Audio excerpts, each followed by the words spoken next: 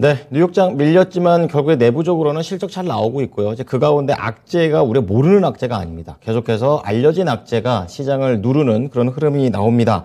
자, 그래서 우리가 무게추를 호재 쪽으로 놔야 될지 아니면 악재 쪽으로 놔야 될지 오늘도 미리 전망해 보겠습니다. 자, 연결고리 바로자산 운용의 윤정식 이사입니다. 이사님, 안녕하세요. 네, 안녕하세요. 네. 자, 오늘도 이사님과 함께 올 주제부터 공개해 보겠습니다. 눈치 보기와 변동성 지속. 어떻게 보면 증시가 위로 갈지 아래로 갈지 어떻게 할지를 좀 계속해서 탐색하고 있는 구간이다라고 얘기를 해주셨는데요. 이제 어떤 부분들을 보시고 이렇게 말씀하시는 건지 설명 부탁드리겠습니다. 네, 지금 사실 시장을 걱정하는 게 있죠. 그러니까 굉장히 조심조심 한 발짝씩 움직이고 있습니다. 이전에 최근에 그러지 않았어요. 이전에 금리가 그랬죠. 그렇기 때문에 이제 베이비 스텝 조금씩 움직인다 이런 표현들이 나왔는데 최근에 증시가 이런 모습들이 있는 것 같습니다. 우선 지금 가격은 그렇게 비싸 보이진 않는데 또 사전이 이 눈을 이렇게 돌려보면 러시아, 우크라이나 아직도 무섭고요. 영국 확실히 해결된 것 같진 않습니다. 그리고 정치적 불확실성 좀 남아있고 미국 둘러보고 미국 보니까 좋아진 것 같은데 지표가 이 금리에 있어서 좀 더 보수적으로 나오죠. 그리고 이 금리에 있어서 매파적인 발언들이 중간중간 또 튀어나옵니다. 그러면은 가슴이 덜컥덜컥하죠. 한번 무서움을 맛봤기 때문에 이게 얼마나 무서운지 알고 있고요. 그렇기 때문에 이게 또 나올 수 있다라는 그 두려움이 마음 한켠에 있기 때문에 투자자들의 마음을 상당히 보수적으로 만드는 그런 환경들이 계속적으로 지속이 되고 있는데요. 우선 전일 같은 경우는 영국은 우려감들이 아직까지 남아있죠. 정치적 이런 불확실성 이런 부분들이 계속적으로 남아 있습니다.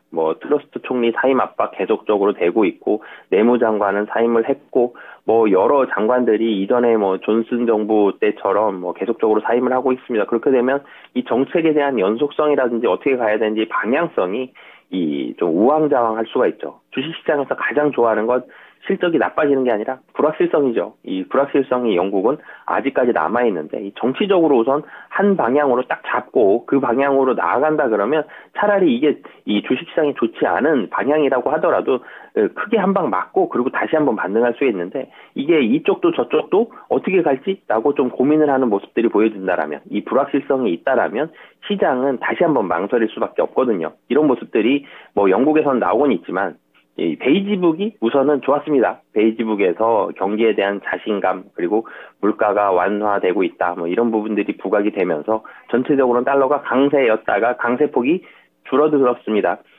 이 강세폭이 줄어들었다고 하더라도 국내 증시 같은 경우는 1,430원 좀 넘어갈 것으로는 보여지지만 아무튼 장중에는 달러의 강세폭이 줄어들었고요.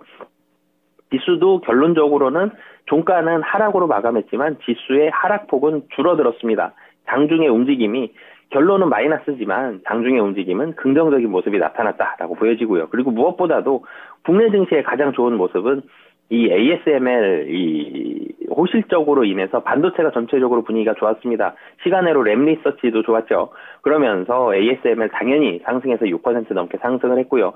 그 랩리서치 장중에도 이 실적 발표 전에도 2.49% 그리고 마이크론 0.91%, 퀄컴 1.47% 전체적으로 다 상승하면서 필라델피아 반도체 지수도 크진 않지만 0.76% 상승하는 모습을 보여줬습니다. 반도체가 좋았으면 국내 증시 힘이 있습니다. 삼성전자와 SK하이닉스 좋기 때문에 이런 모습들이 반도체 관련한 모습들 미국 시장에서 분위기 좋았고요. 테슬라는 시간으로 하락하고 있죠. 이 실적 부진인데 실적이 근데 굉장히 많이 부진한 건 아닙니다. 예상치보다 매우 조금 한 2, 3% 정도 하락을 했는데 시장이 좀 예민하게 받아들이는 건 테슬라는 항상 예상치보다 좋았었는데 예상치보다 처음으로 나빴다라는 모습을 봤을 때 이런 모습들을 조금 충격받으면서 하락을 하고 있는데 예상치를 많이 하회한 건 아니고 조금 하회한 그런 상황으로 테슬라가 좀 하락하고 있다 정도로 미국 시장 정리해 볼 수 있을 것 같습니다.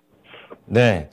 자, 전체적으로 시장이 예민합니다. 이제 그런 가운데 조금 더 세밀하게 시장의 포인트들을 보고 또 거기에서 미국장에서 국내 증시에 연결될 만한 포인트를 잘 연결을 해봐야겠다 이 생각 드는데요.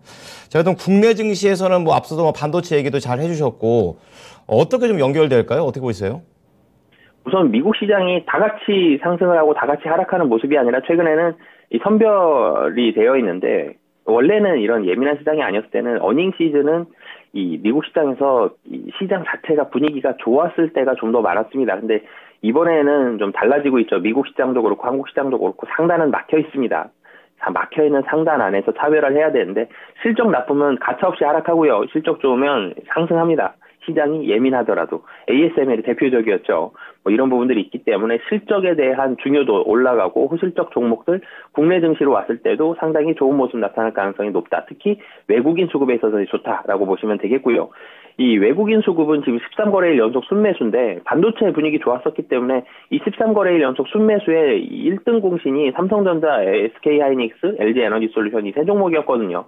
이 세 종목에 대한 분위기는 계속적으로 좀 좋을 가능성, 외국인 중심으로 해서 좋을 가능성이 있는데 영국과 미국에 대한 리스크들, 뭐 미국에서 나타나는 이런 지표들, 영국의 불확실성 이런 부분들은 영향이 계속적으로 좀 남아있기 때문에 상단 한 2,300포인트 정도 안에서 그러니까 지금보다 상승을 하더라도 상승폭은 상당히 좀 제한되는 이 박스권 내에서의 등락이 예상이 된다라고 보여집니다. 네. 윤정식 이사님께서는 실적을 항상 중요하게 말씀을 해주시죠. 이번 시장이야말로 진짜 실적이 중요한 게 아닌가 여실없이 주가의 흐름으로 나오고 있고요. 그런 가운데 이제 외국인의 수급 계속해서 길게 계속 이어지다 보니까 이거 언제까지 이어질까라는 불안감도 있었는데 우호적으로 봐주셨습니다. 자, 그럼 제한적인 상승을 예상하는 가운데 오늘 연결고리에서는 이 종목으로 선택을 해주셨습니다. 보시죠. 네, 반도체입니다. SK 하이닉스. 자, 그렇다면 SK 하이닉스 관련해서 우리가 좀 사야 되는 건지 아니면 이걸 대비해가지고 시장을 좀 판단해야 되는 건지 궁금합니다. 왜 연결을 시키시나요?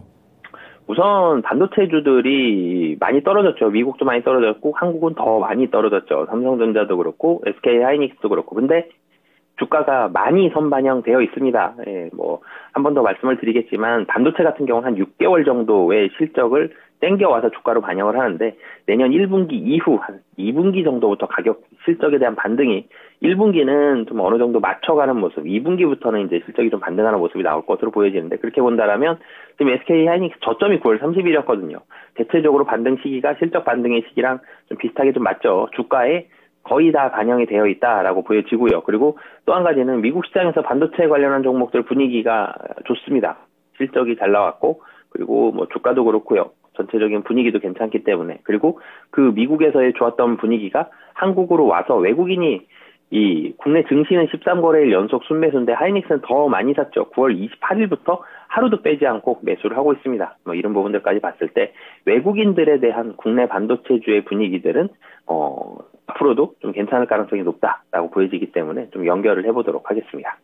네. 업황이 안 좋다 얘기하는데 그 업황 이제 맞을 만큼 맞았다라는 게 관점이신 것 같습니다. 자, 그렇다면 SK 하이닉스 쪽으로 조금 더 집중해서 뭐 봐야 될 게 많잖아요. 뭐 D램 가격이라든지 이런 것들을 봐야 될 것 같은데 어떻게 하이닉스 판단하고 계십니까? 우선 3분기 실적 좀 부진하겠죠. 4분기도 좀 부진할 것으로 보여집니다. 근데 3분기 실적, 4분기 실적, 삼성전자도 실적 안 좋았는데 주가에 반영이 뭐 안 되죠, 거의. 이 주가가 실적 안 좋아서 많이 떨어지고 이런 게 없습니다. 이미 주가에 다 반영을 했기 때문에. 그러니까 하이닉스의 이 3분기와 4분기 실적은 좋지 않을 텐데요. 크게 신경 쓸 필요는 없다. 주가에 있어서는 다 반영이 되었다라고 보시면 되겠고요. 이 낸드가 좀 부진할 것으로 보여집니다. D램은 과정 구조를 가지고 있죠. 그렇기 때문에 D램은 전체적으로 향후 이 실적에 대한 이 기여도가 계속적으로 좀 좋을 것으로 보여지는데 낸드는 이 다른 경쟁사들에 비해서 점유율이 떨어지죠. 그러면 원가 구조, 그러니까 가격을 낮게 책정할 수밖에 없습니다. 모든 제품이 다 마찬가지거든요. 그렇기 때문에 전체적으로는 D램이 낸드를 좀 만회하는 이런 구조고 D램 수급은 내년 1분기 이후에는 좀 좋아질 것으로 보여집니다. D램이 좀 치고 올라가면 낸드를 D램이 만회할 수 있기 때문에 사실 SK 하이닉스 실적에는 D램이 절대적인 기여도가 들어갑니다. 뭐 그렇기 때문에 이 D램의 반등 시기를 잘 봐야 되는데 이게 한 1분기 이후를 살펴봐야 될 것 같고요. 뭐 사실 업황이 좀 더 좋아진다라면 반도체는 항상 예상보다 좀 덜 나쁘고요. 좀 덜 좋습니다. 굉장히 좋아 보일 때는 좀 덜 좋고요. 굉장히 나빠 보일 때는 덜 나빴는데 항상 이게 이 반등 시기가 1분기 이후 정도면 뭐 충분할 것 같고요. 그리고 이 내년 3월 이후에 실적이 반등한다라는 부분 봤으면 제가 6개월 정도 실적을 주가가 선행한다라고 말씀을 드렸죠. 그러면 한 9월 말, 뭐 한 10월 요 정도부터 주가의 반등이 시작이 돼야 되겠죠. 그 반등이 이제 시작한 초입이다라고 보시면 될 것 같습니다. 듣던 중 다행스러운 소리입니다. 예, 반등의 초입에 들어갔다. 그리고 SK 하이닉스와 관련해서는 낸드 플래시보다는 앞으로 디램 값이 어떻게 되느냐가 포인트라고 하니까 내년 1분기 보고 계십니다. 잘 참고해 보도록 하겠습니다. 이사님 감사합니다. 네, 감사합니다. 네. 자, 간밤에 뉴욕 증시가 밀렸지만 그래도 반도체와 관련되는 기본적인 실적이라든지 관련된 모멘텀들이 살아났던 그런 세부적인 내용들이 있었습니다. 국내에는 이런 것들이 주요할 수 있다라고 얘기하시니까요. SK 하이닉스 봐보시면서 오늘 시장 대응해 보시기 바랍니다. 네, 지금까지 투자 판단에 도움이 될 수 있는 정보를 제공해 드렸습니다. 하지만 특정 종목의 상승과 하락을 보장하지는 않으니까요. 이 부분 참고해 주시기 바랍니다. 오늘도 성공 투자하십시오. 고맙습니다.